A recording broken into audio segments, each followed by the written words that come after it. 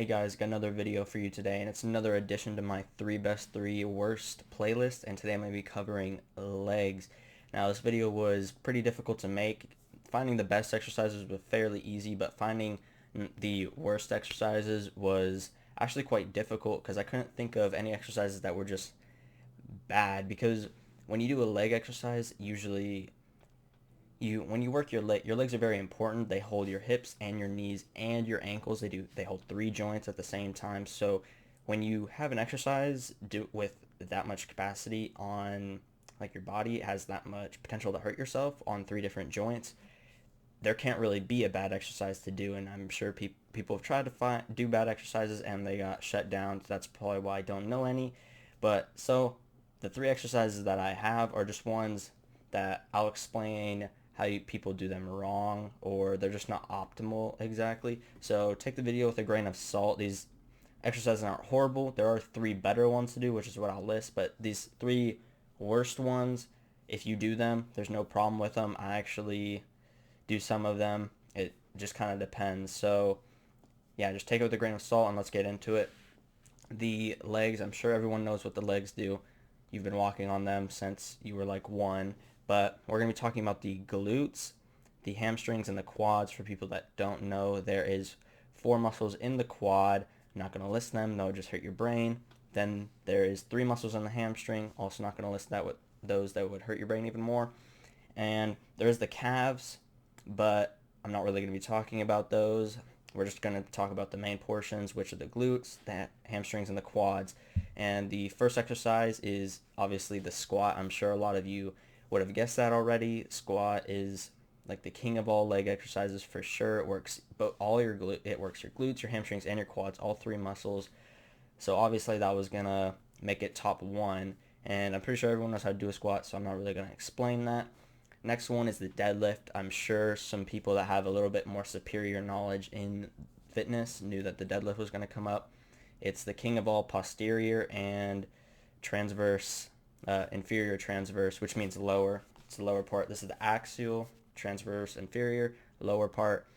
So it works mainly your posterior. You can make the deadlift hit your quads by doing a sumo deadlift. It doesn't hit it as much as the squat though, but the deadlift does hit your posterior chain way more than the squat ever will. So deadlift makes it second. I'm not really going to explain how to do the deadlift either. I'll probably have to make an entire different video for that. It would be way too long. It's a very complicated thing. This is an exercise you cannot do wrong. Squat is the same way, but the deadlift involves a lot more back movement, and you really don't want to mess up your back, especially at such a young age. So it's very intricate. Everything has to be right.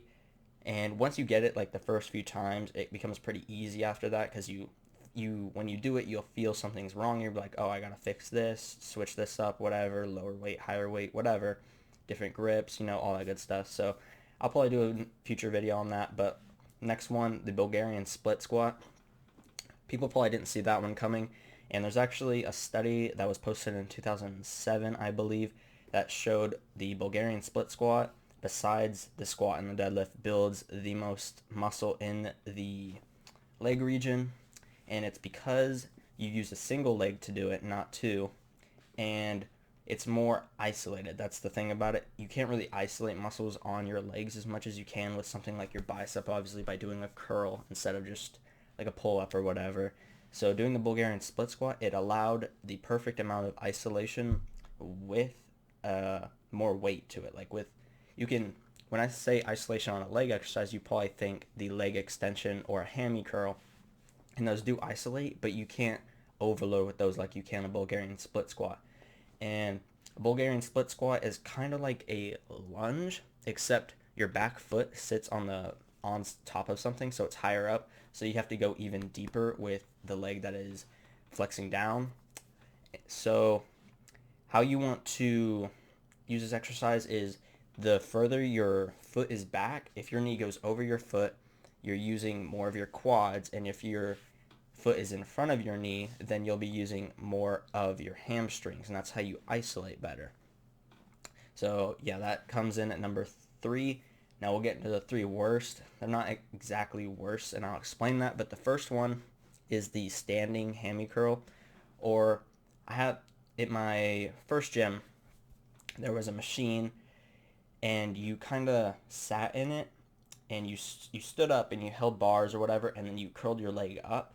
I tried doing this, and it didn't do anything. It really just hurt my knee, to be honest, and you couldn't really mess it up. Machines you can't really mess up that bad because they lock your body in. So I really don't know how I could have messed it up, but I know when I did a laying hammy curl that I felt it way more in my hamstrings, and I would get sore from it, and I'd get a way better workout. So if you're doing a standing hammy curl, I would suggest switching it for a laying down hammy curl. It just seems better, or not doing it at all and doing a deadlift or stiff leg deadlift or something like that. Now, the next one I'm going to be talking about is the straight leg deadlift. And it's funny because I just said that to switch it out for hammy curls, I know, but let me explain.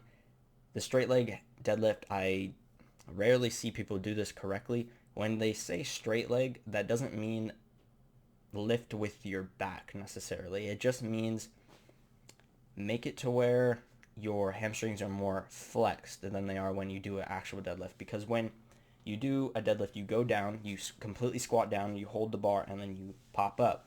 Now what you want to do with a stiff leg deadlift is just make it to where you're still parallel to the ground. You don't want to lift with your back. You just want to tighten your hamstrings before you go for the lift. You don't want to squat down as much as what it really means.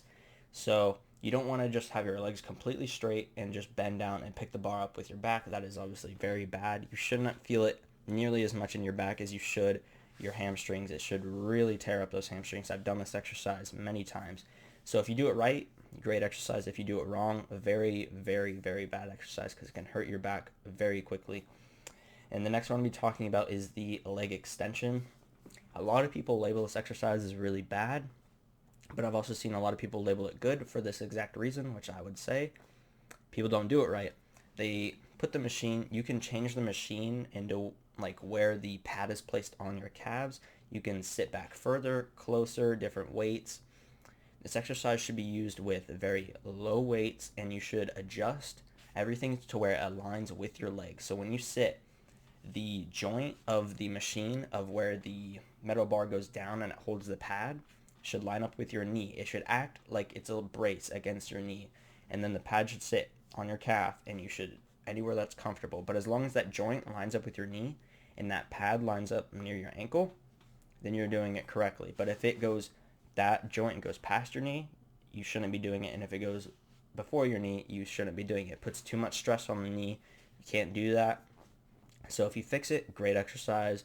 If it's like that, it's not a great exercise. So that's why those three were in there. They're not necessarily bad. They just weren't optimal, or people just do them wrong. And that's really all I got for the 3 best, 3 worst. You know the drill. Subscribe. Hit that bell button for videos coming up. And if you guys could, leave in the comments if you get this late. I think I'm recording this, I believe it is the 19th. If you guys get the notification on the 19th and the video works and all that stuff, please comment down below and say that it does. I'm getting a lot of people telling me that notifications are coming late and all that good stuff. But besides that, subscribe, bell, Instagram, all that good stuff, and I'll see you in the next one.